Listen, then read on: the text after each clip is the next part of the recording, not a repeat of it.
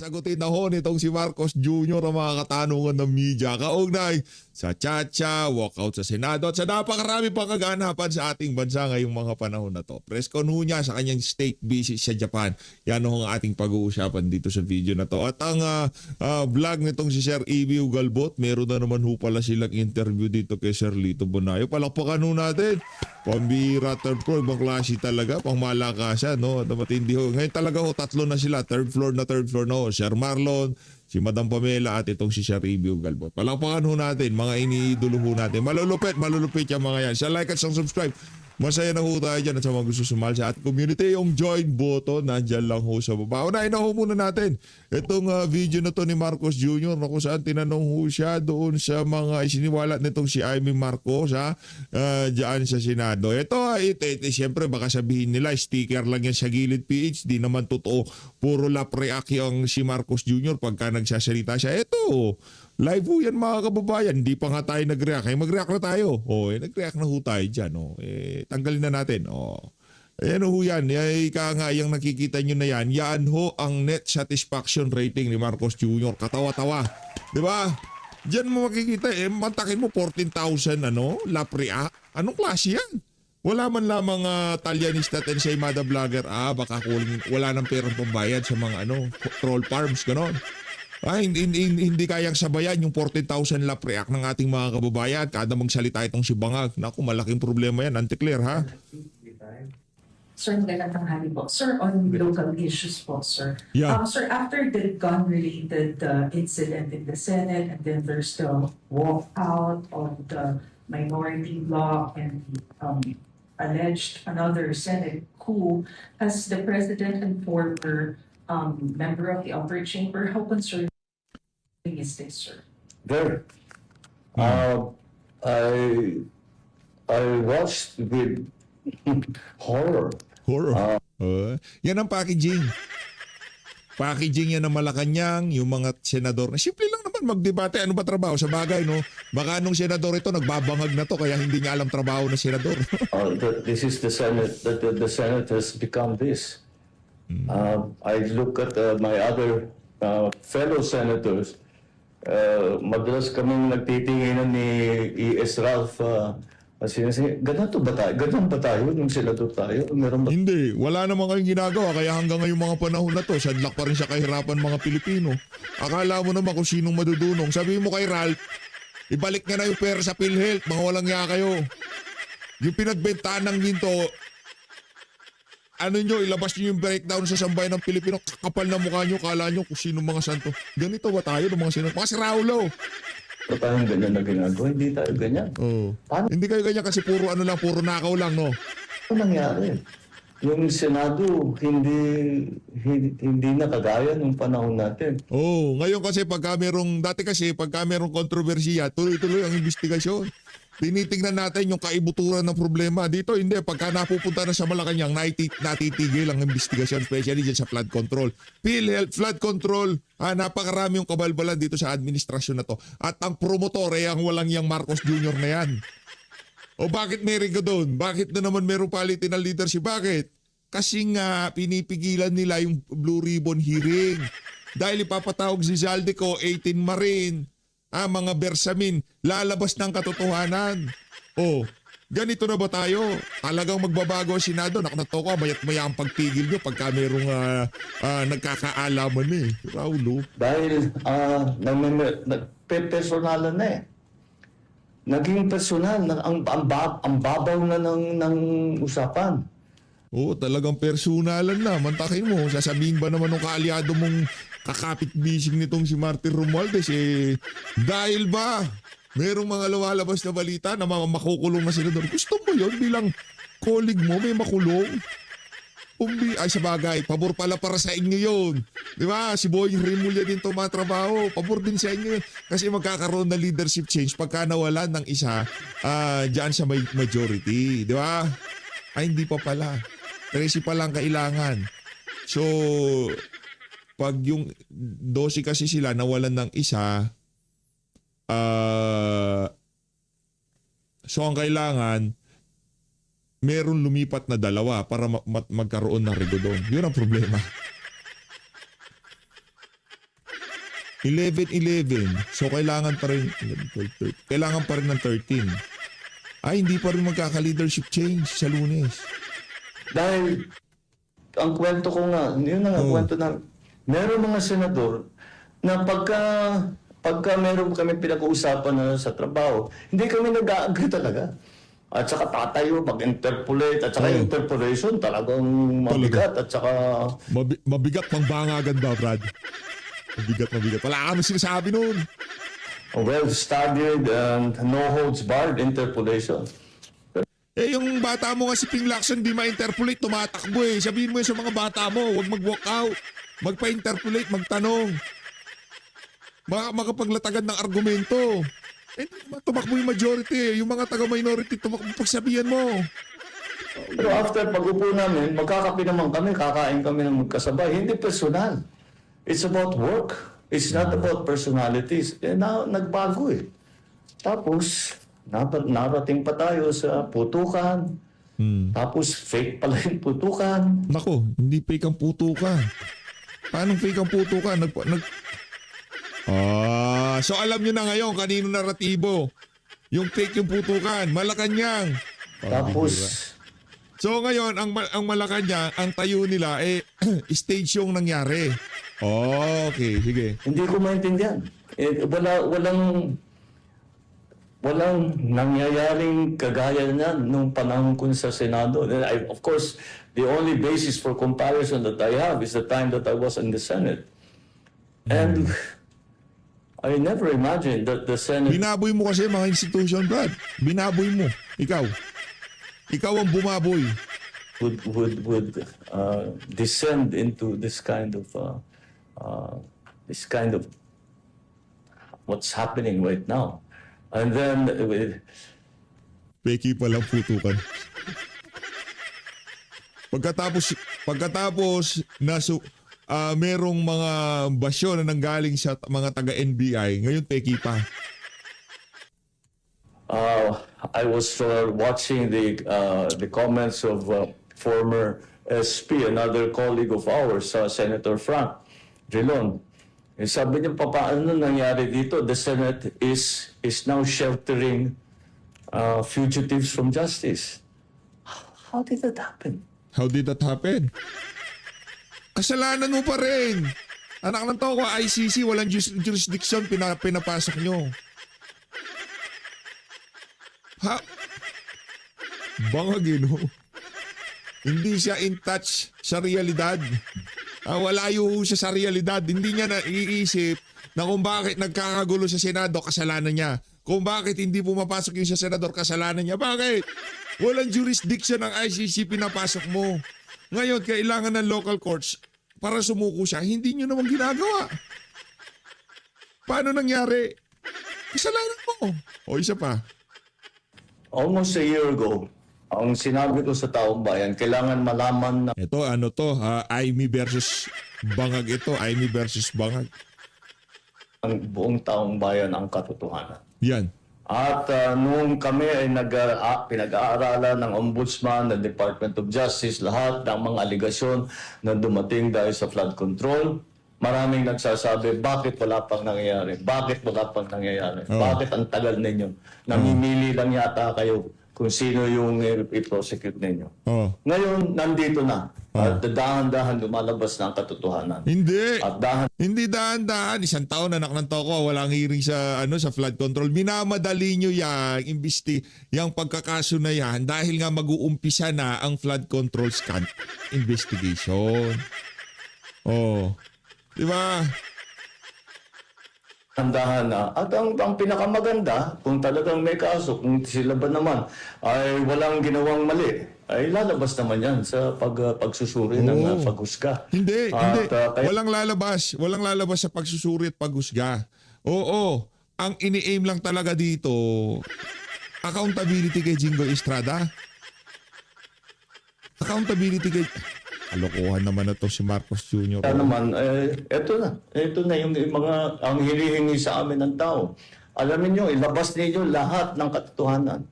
Ito ang ating ngayon ginagawa. Bakit hindi mo kumpasan si Ping Lacson at itong si Tuta Soto noong pinipigilan nila yung investigasyon sa Blue Ribbon.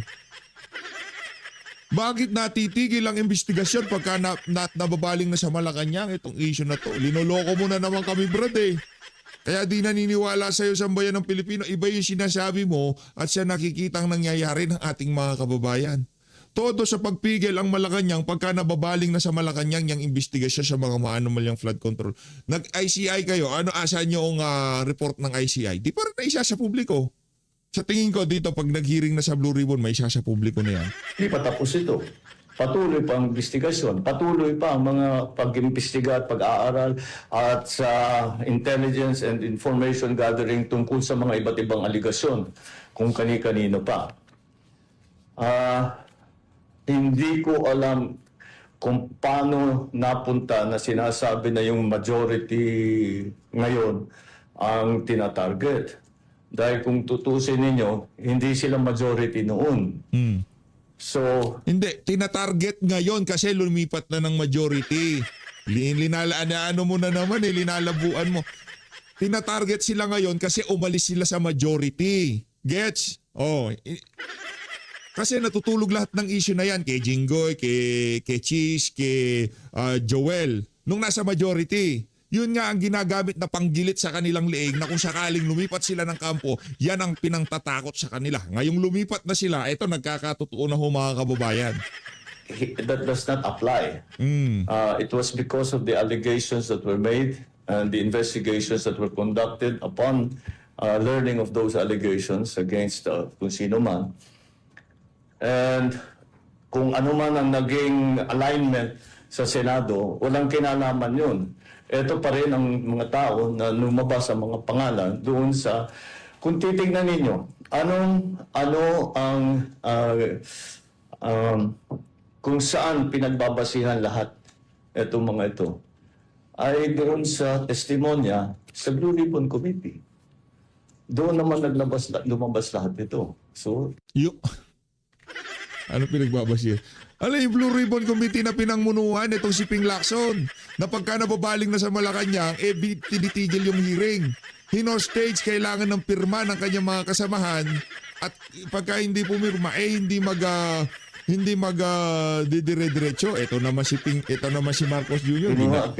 Yan ang problema, ginagago niyo sambayan ng Pilipino. Pasensya na ho Yan ang problema.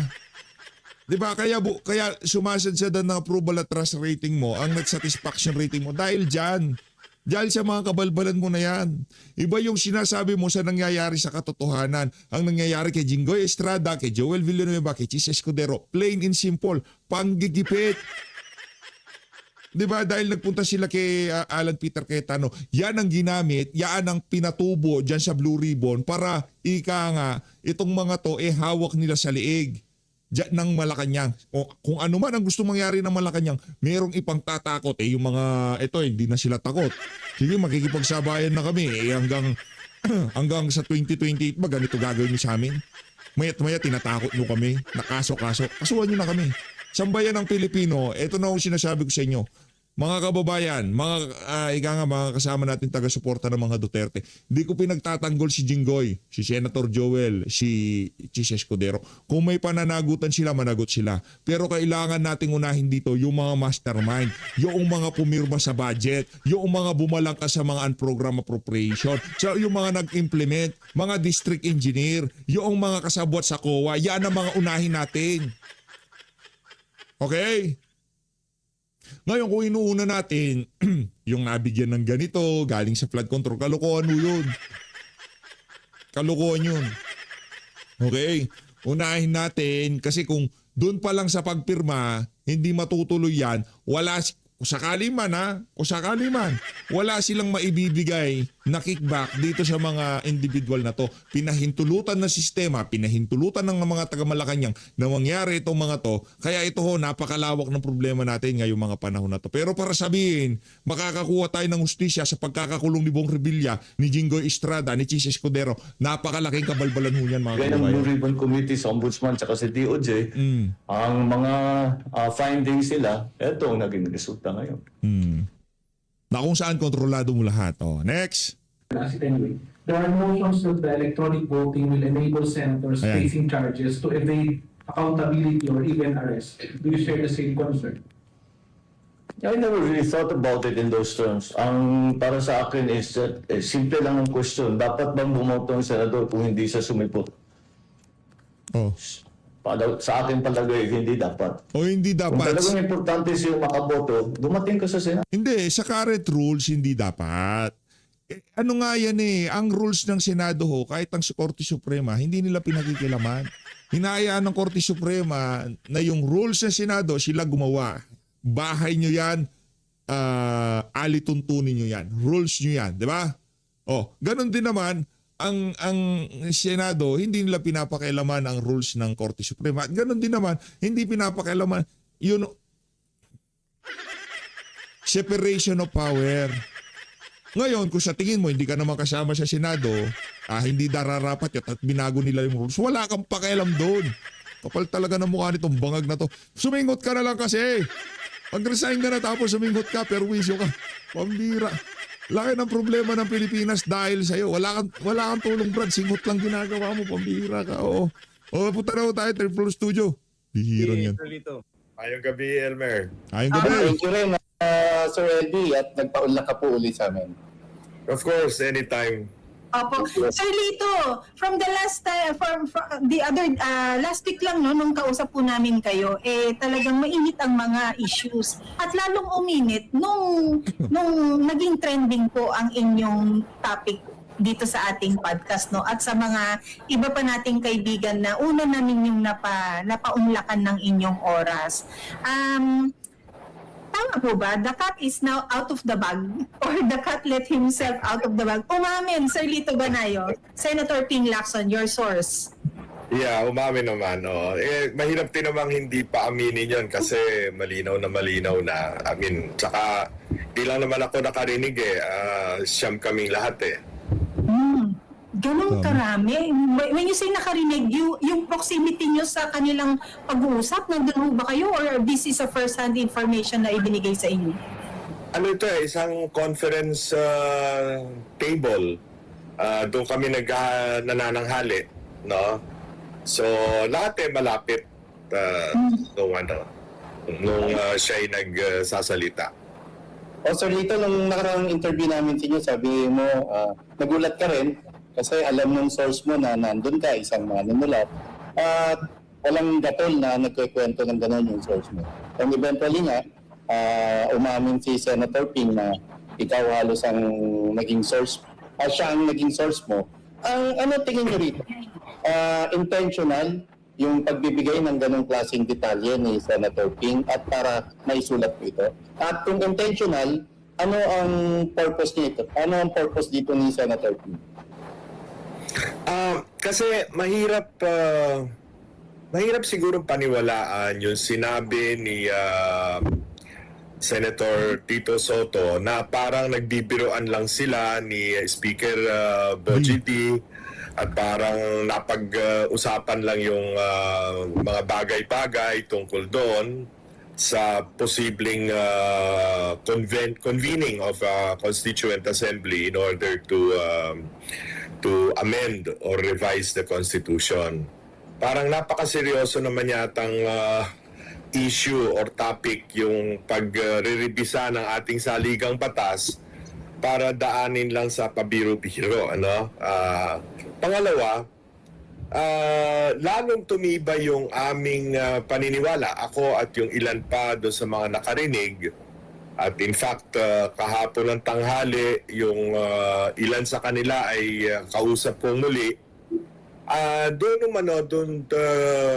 Nung sinabi ni yung mga explanation na nangyari after the video presentation of Senator Amy Marcos, lalong tumibay yung aming paniniwala na baka intentional leak o sinadya, no?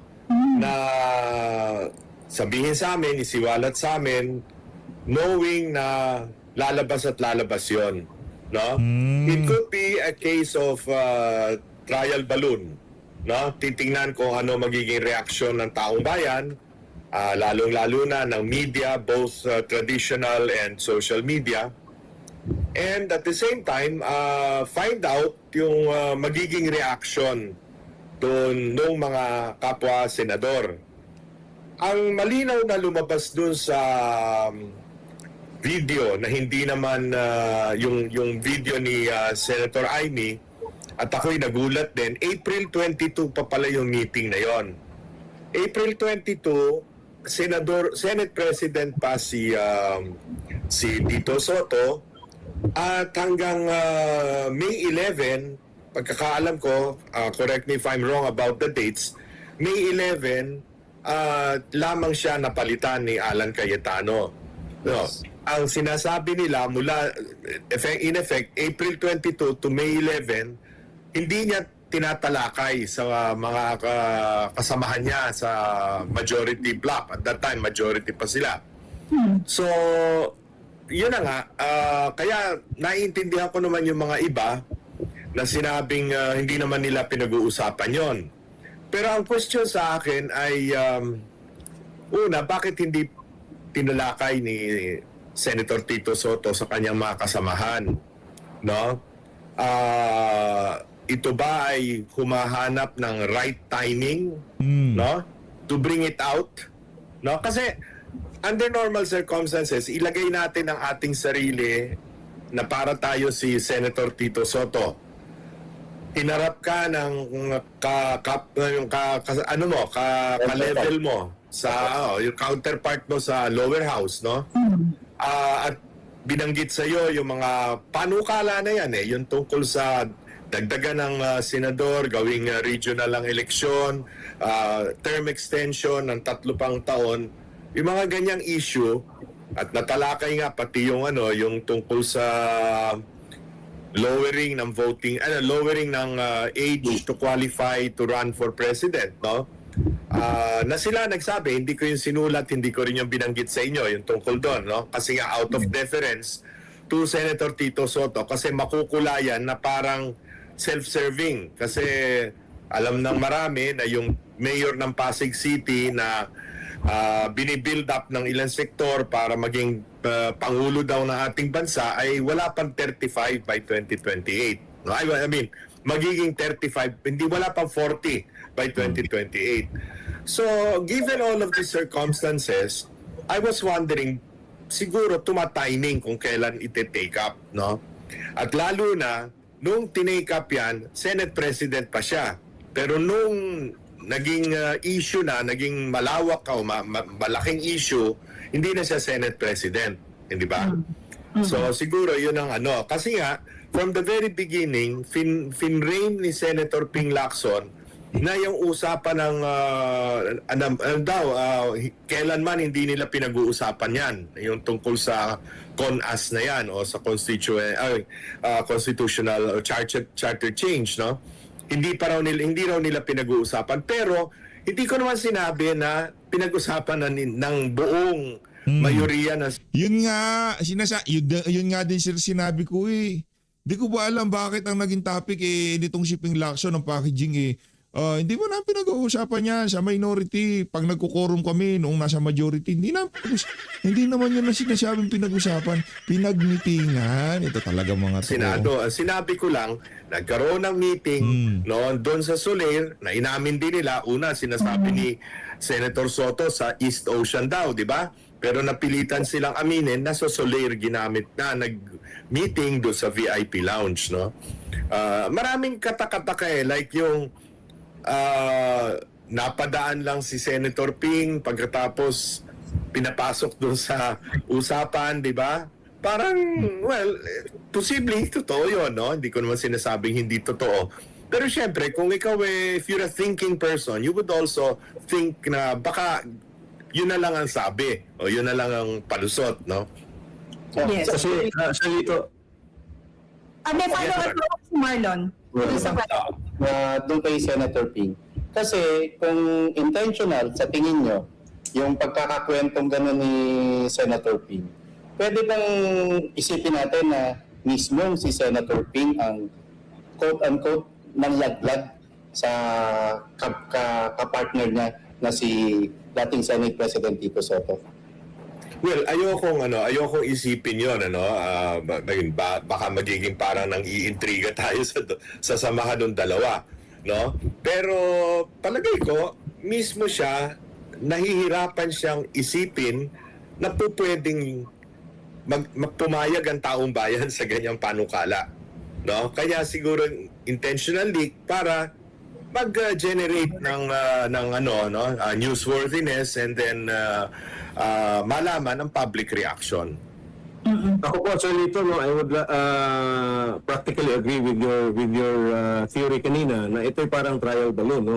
Kasi nga, I think it was last year, no, na nag-propose na rin si Tito Soto ng constitutional amendments. At sinigundahan yan na nung naupo si Ronnie Puno as congressman dito sa 20th Congress, no? And then we go back to history na pilit nilang pinupush yung constitutional amendments via People's Initiative. So, ibig sabihin, yung framework ay nandoon na talaga, no, sa Constitution ng Senado in the 19th Congress and the lower house. At saka ngayon, pero Sir Lito, ang tanong ko, does this have something to do with your theory as well na it's next to impossible na makonvict si VP Sara, kaya ito'y parang plan B nila if ever Yeah. hindi Tama ka, Bay Elmer, no? Marami sila kasing, if you're in their position, again, let us place ourselves in the position of President Marcos and the administration, ano? Bagamat kung ano-ano nang putik ang binato nila kay Vice President Sara, nananatili pa rin na meron siyang malaking, solidong political base, no? At in fact, pag binasa mo yung latest na SWS survey, yung kalalabas lang nung makalawa, na bumagsak ang satisfaction rating ni President Marcos to -15 ba o -13, no? -15. -15. Pag tiningnan mo yung bawat rehiyon, nakapagtataka sa NCR kung ang negative satisfaction rating niya sa Mindanao ay 40 or 41%, sa NCR ay 34%. Di ba? Nakapagtataka yun. Alam mo naman natin na pag ganyan ang NCR, ganyan ang pakiramdam ng mga tao sa NCR, kakalat yan unti-unti. Kakalat yan sa Calabarzon, kakalat yan sa Central Luzon, di ba? So eventually, miski yung -3 or hindi, parang +2 or +3 pa siya sa Balance Luzon, baka pati yun unti-unting ma-erode, no? So if you're in their position, you will think of all possible devices, all possible options, no? Plan A, Plan B, Plan C, hanggang Plan Z, no? Kung paano na una matatalo o hindi makakaupong presidente si Sara Duterte na lumalabas at batay sa lahat ng surveys is the leading candidate, no, for 2028. So yung impeachment din nakita natin dun sa hearings ng Committee on Justice sa House, nahalata naman natin that it was not intended so much for putting up a foolproof case, no, from the legal aspect, but it was more intended to demolish, no, the numbers of the Vice President. But as it is nga, mukhang hindi kumakagat ang taong bayan no? Actually, I'd like to also point out, Elmer, no? Nabanggit mo kasi yung history niyang yung mga media personalities na halatang-halata natin na pro-administration or collaborating with the administration even if they are pinks or yellows, no? Right. Laging sinasabi, paano pa magagawa yan? 2 years na lang. Hindi naman, kalukuhan yan. Hindi papasayang con us 2 years or no. But look at the history. Si FVR nag-launch ng People's Initiative 2 years before his term ended. Hindi nung earlier, 2 years before his term ended, di ba? Nakinontra nga ni dating Presidente Cory Aquino at si Cardinal C na buhay pa noon, Di ba? Si GMA, Yun eh. ganun din. Pirma o People's Initiative, di ba?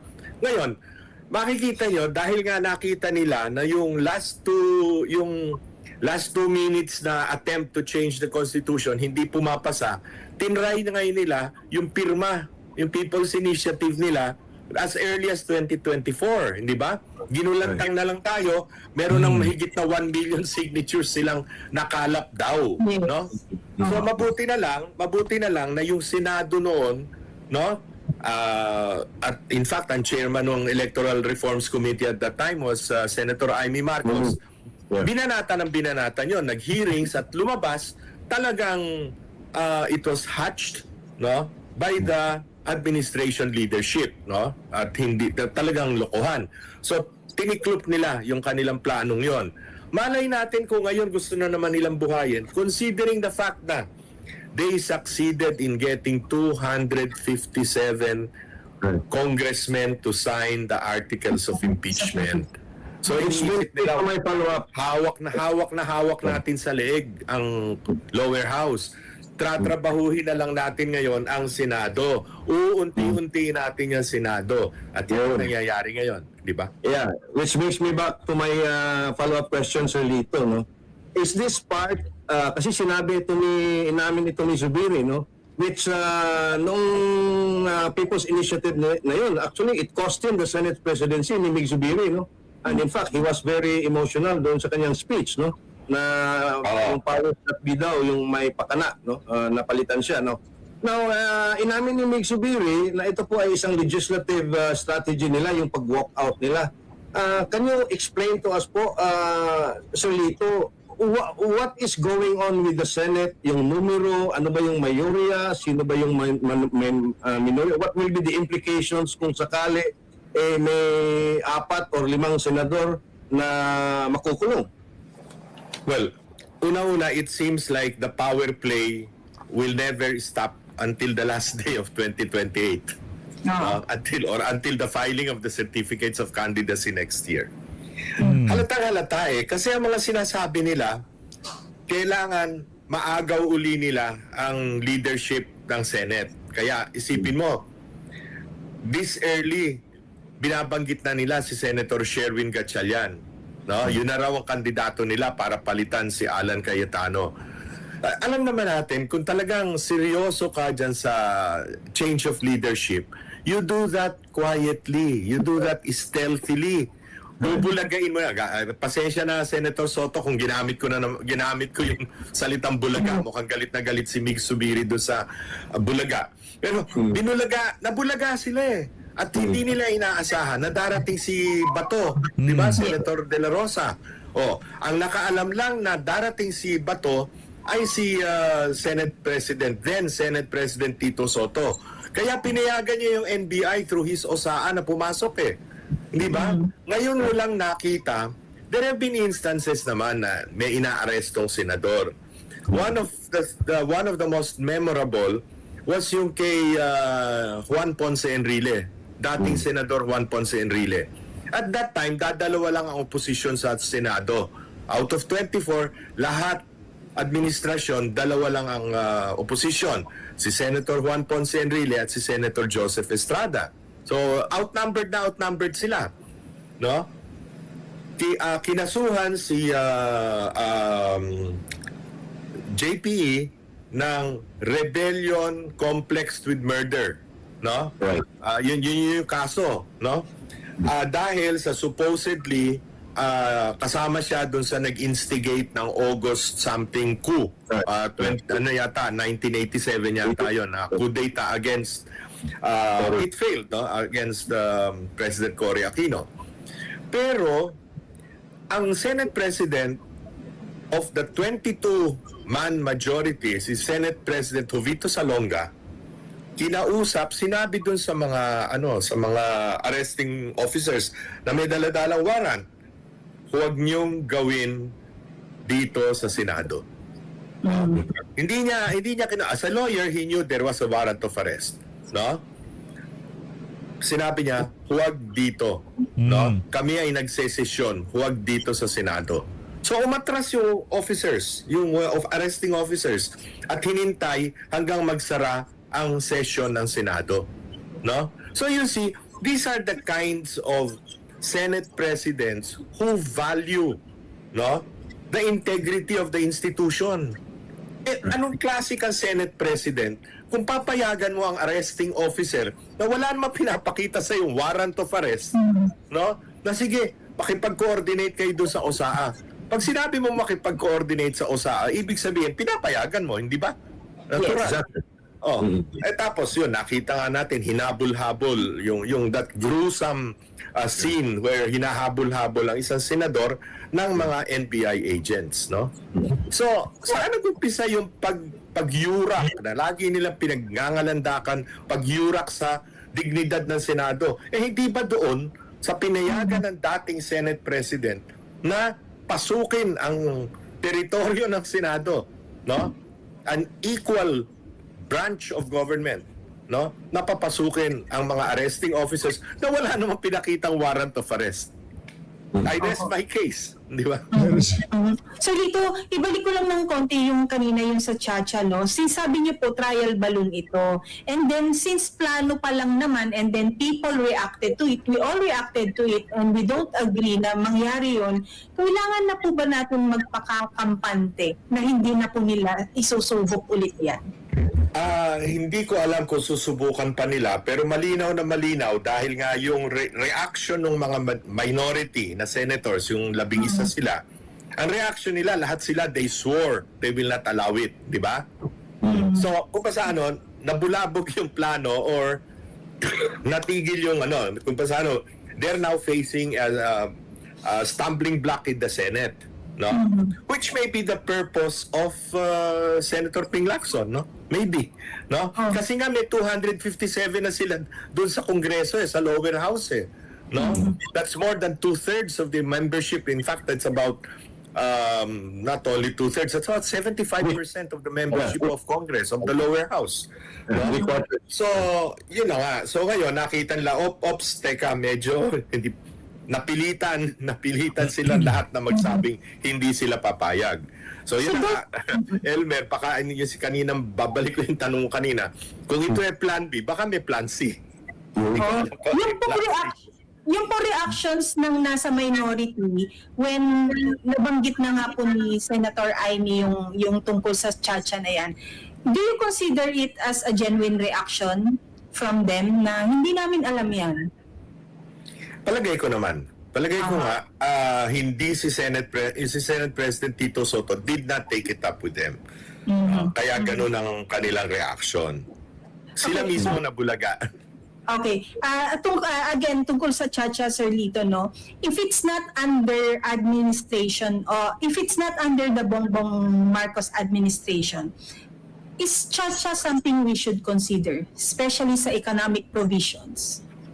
Ako, Pam, I have been on record, not only in this government but even earlier, no, na I have been for not just an amendment because of the economic provisions, but a review of the Constitution and a possible revision, no.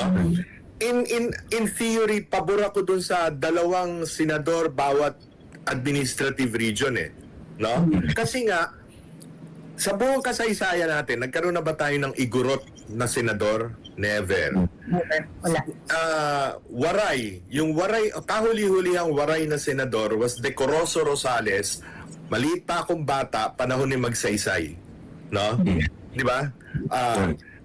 Ngayon, wala tayong Muslim. Well, except by religion, si Robin Padilla. Pero sa pulmula nung panahon ni FVR, wala na tayong senador na nagre-represent sa Bangsamoro, di ba?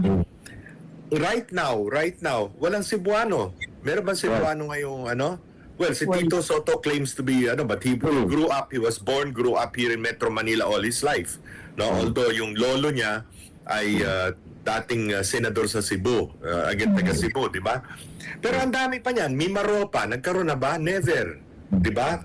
Hindi, Palawan nagkaroon si Monching Mitra. That was what? 40 years ago, 30, whatever, pre-martial law. Kasi hindi naman siya senador nung panahon mula nung nawala ang martial law eh. So napakadaming underrepresented na mga ethno-linguistic tribes, sabihin na natin, dito sa ating bansa. And aminin natin at hindi, we are a nation of tribes, no? Hindi naman tayo bagamat isang bansa tayo at we are united as a people under one flag, we have to consider the peculiarities, cultural as well as economic needs of every region, di ba?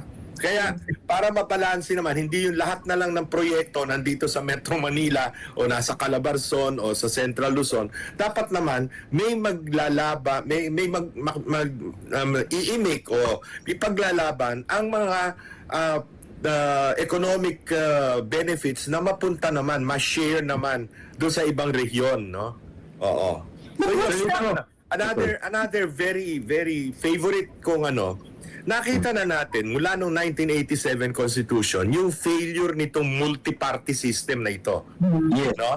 Okay lang yung multi-party system kung tayo ay parliamentary. So desisyonan muna natin, gusto ba natin parliamentary o presidential? Ako naniniwala na mahirap payagan ng tao yung parliamentary in its purest form. Kasi ang tao, ang Pilipino, tingin niya, karapatan niya bilang mamamayan na siya ang pumili ng supreme leader ng ating bansa. No, yung presidente. Kaya, kung presidential system, ibalik natin sa two-party. Para hindi yung ganito na palit ng partido, palipat-lipat, no? Hindi balik kung pwede mo na ipagbawal yung sa konstitusyon din, yung turncoatism. Pero ito, ang dami-daming partido nililipatan, di ba? Depende sa political climate. So, it's very unhealthy. And that's the reason why mas dumadami ang dynasties, no? All these things that we have which contribute to the instability of our political system as viewed not only by ourselves but by the entire world, no? Speaking of instability, Sir Lito, how unstable is the Senate now? About 3 or 4 hours ago, meron akong nakitang interview ni Ping Lacson with Karen Davila, no? At ang sabi niya doon, patuloy nilang gagawin yung pag-walk out kung ipipilit daw ng mga majority senators yung online participation ng kanilang mga miyembro. At kinukumpute daw nila at tinitingnan nila ang mga numero. By the time na merong dalawang makukulong, halimbawa na si Senator Jinggoy at si Senator Cheese, ay magiging 11 na lang sila, pero wala din si Bato, ay magiging 10 na lang daw sila. At sila na daw yung parang majority physically when voting is proposed. Parang paper majority na lang daw itong current majority ngayon headed by the Senate President Alan Peter Cayetano. Ano po yung take nyo dito, Sir Lito? Elmer, I hate to have to say this, no, because I have been closely associated with Senator Ping Lacson for a long time. Right. But I cannot see the reason behind. Ay napakinggan ko rin kasi yung kanyang interview kanina kay Karen Davila, no? Para bang he already drew the line. Para ba ano ba yung laro natin, Marlon, nung bata tayo na yung bawal magkatutulay diyan Pero Parang ganun eh. He already drew the line. Parang sinabi niya forever magkaaway tayo. No, hindi tayo magkakasundo, di ba? At parang 24 lang sila, di ba? Ganun ang attitude, parang it's us or nothing, di ba? So ang mangyayari, gridlock. Paano parating na ang budget season. By August, nandiyan na sa kanilang budget, no? Paano yun? Napaka-importanting, ang dami pang priority bills. At isipin naman nila na napakadaming mga kailangan ng ating bansa sa panahon ng krisis na dapat asikasuhin, dapat talakayin, dapat desisyonan, make the necessary policies to protect our people from the crisis that they are already experiencing and will worsen Wag nating lokohin ang sarili natin na bumaba na ngayon ng konti ang presyo ng langis doon sa Middle East, no? From 105 naging 97, 98. Wag nating isipin na yan, no? Kasi lalong titindi ang problema ng ating bansa when we look at it from the point of view of the cost of living, the hardships on our people, unemployment, and everything else, no? Hindi ba yun ang dapat magsama-sama tayo, no? Kalimutan na muna natin yung hidwaan, kalimutan na muna natin lahat yan. Asikasuhin natin ang mga ito. Kaya nakakalungkot yung kanyang mga sinabi na parang wala, talagang it's us or nothing at all. Tapos si Sherwin Gatchalian daw, talagang paninindigan nila. Yun ang dapat na maging Senate President. I mean, what's happening to our Senate? Pero what's interesting doon, Sir Lito, no? Marlon, sorry, no? Sinabi niya, no? At para bang inako na rin niya na they will declare daw all committees vacant. At sila na daw ang They will be Does this the have- de facto Yeah, majority. Yes. Does this have something to do with the committee hearings on the Blue Ribbon Committee na parang sila talaga gusto hawakan? Alam mo, Elmer, palagay ko, lahat ng tao na nag-iisip, malinaw sa kanila na ang pinakamalaking pangamba, no, the greatest fear of this administration is magbukas muli ang Blue Ribbon Committee hearings under an impartial chairman, no, na walang iisipin kundi alamin talaga kung sino ang mastermind. Alamin talaga kung sino pa yung mga kasabwat. Okay, sabihin na natin the evidence trail as it shows right now, si Senator Cheese, Senator Jinggoy, Senator Joel implicated na. At in the case of Senator Jinggoy, meron ng nag-file ng ombudsman sa Sandigan Bayan. Be that as it may, no? Wala bang congressman na involved? Wala bang cabinet member na involved? I cannot for any reason I cannot fathom. Bakit si Amina Pangandaman walang kaso? Siya nagre-release ng NCO at SARO hindi niya alam yung ginagawa niya. Nag-graduate siya sa UP College of Economics. May master's degree siya. Baka may doctorate pa siya. Di ba? I mean, these are very basic questions Bakit yung 18 sundalo, ex-soldiers, no? Bakit hindi ipatawag? No? Masama bang pakinggan sila? Kung sila yung nagsisinungaling, di malaman natin. Pero kung totoo yung sinasabi nila, no? Di malalaman din ng taong bayan. Bakit natin pagtatakpan, no, ang ibang ebidensya na sumambulat na at malinaw naman, no, sa ating harapan. Alam ko, palagay ko, alam din naman ng administrasyon na si Saldico meron ng apostil. Ibig sabihin, si Saldico nagpanotaryo na nung kanyang bagong affidavit. Meron na siyang apostil. Nako. No? Na sa isang bansa, hindi doon sa bansang kinaroroonan niya ngayon. Naku, matindi ho yan mga kababayan. Malaking balita ho yan. At kaya naman, itutuloy ho natin yan sa susunod na video, no? Kaya sa tingin natin, talagang bloodbath ho ang mangyayari kung sakaling i-hearing sila sa Blue Ribbon ngayong mga panahon na to. Kaya talagang pinipigilan ho yan ng Bangag Administration. As always, maraming salamat po sa pag-support sa Page Update. Mag-ingat ho kayo lahat. Mahal natin Pilipinas.